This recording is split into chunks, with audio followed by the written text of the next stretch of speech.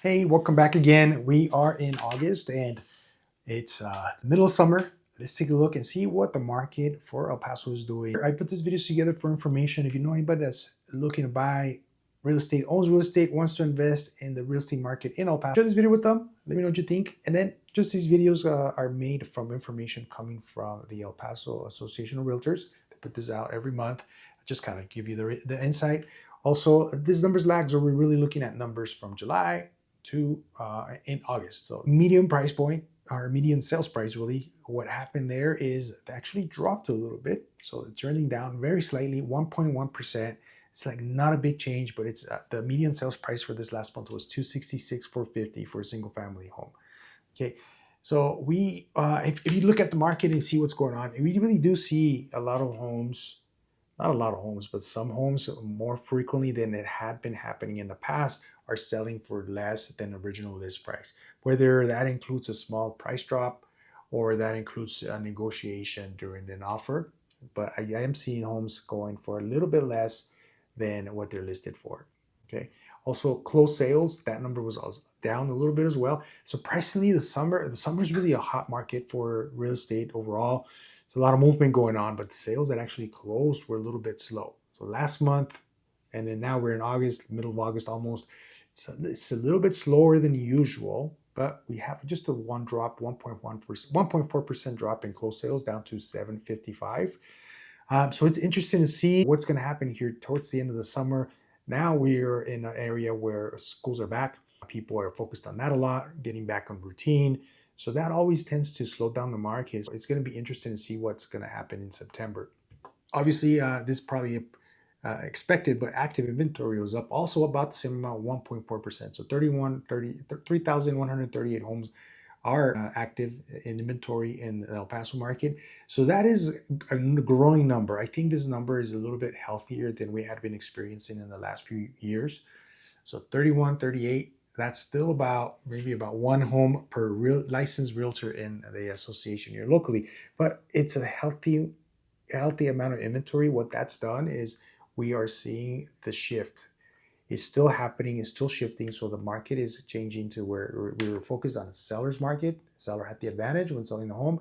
And now we're focused, what we see here is that the buyers have a little bit more leverage in some instances, not in every house, but in some instances, there's a little bit more leverage where a buyer could come in and negotiate closing costs, bring down the price a little bit, negotiate more repairs with more confidence as well. So that's helping. It's balancing the market. It's not the case with every home. There's still some homes that are listed and sold pretty fast within a week or so, within a few days.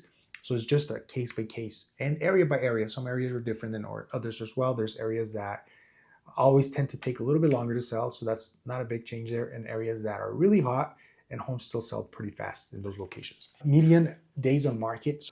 This number surprised me because I expected this number to be a lot higher, right? But median days on market is 25 days on market still. We're still under 30 days, which I would expect this to be probably 30 days plus for sure by now, but it's still really low. So that reiterates what I just mentioned. That is, if it's a listing that's priced well, good location, and it's what people are looking for, you're going to sell it pretty fast still. Like if you have a house that's got a beautiful yard, remodeled kitchen, remodeled or really updated home throughout, people are going to go for that a lot. Outdoor space has become a huge thing, so people look for that as well. So that's what's really keeping those days on market a little high when homes are sitting a little bit longer.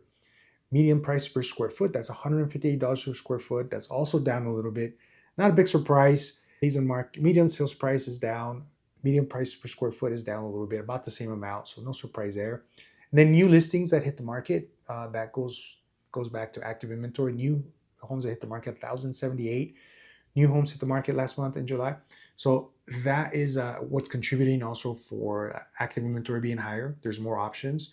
There's this number's up 4.5%. So just to tell you, you'll see that like historically when we would see homes go in the market, you see one home goes on the market and then a few others, about 7 homes in the neighborhood will go up for sale around the same time. And in the last few years, we've seen that one home goes on the market and that's it, sells, and then something else comes along later. Now we're seeing that home goes on the market and then I look and there's other ones that come around. And I see this in my listings. It's funny. I have a listing that's been on the market for a little bit, and we have the neighbor right next door came on the market, and then two houses down, the house came on the market, and then down the street, another home came on the market. So that's happening. It's just the nature. It's a more natural market. It's a more healthy market that we're seeing. I could say it's a little bit slow, but that slowdown is what's causing the inventory to come up, and it becomes more balanced. It's going to become more balanced in the long run. So that's my take on this month's real estate market for El Paso. Just what I think is going to be happening. I don't think the market's going to change much for the next few months. The biggest trigger, if something that will cause the market to change a little bit more, is going to be rate drops. So we're not expecting a rate drop 2 points, 3 points down to 3%. That's not the case. So don't worry. Don't look for that. Don't wait for that to happen. A slight drop, maybe like a quarter point, half a point, where the rates ease off a little bit, people are going to feel more comfortable moving along, and then start buying more homes. Also, with that, I do expect the inventory to continue to rise towards the end of the year. So it's also not a bad thing. Again, it's going to be a balanced market. It's going to be a professionals market where you really need to know what's going to happen with your home before you sell it. You need to be realistic about the numbers. Also, the marketing is not just about putting a sign in the yard. It's not about making a TikTok video. There's more to marketing than you would think as a homeowner. So make sure you're getting a professional realtor that knows what's going on, that has the right connections to get that home sold. So keep that in mind. That's my take on the month of August for the real estate market. Let me know your thoughts. Hope you enjoy this message. Make sure you share it, and we'll see you next month.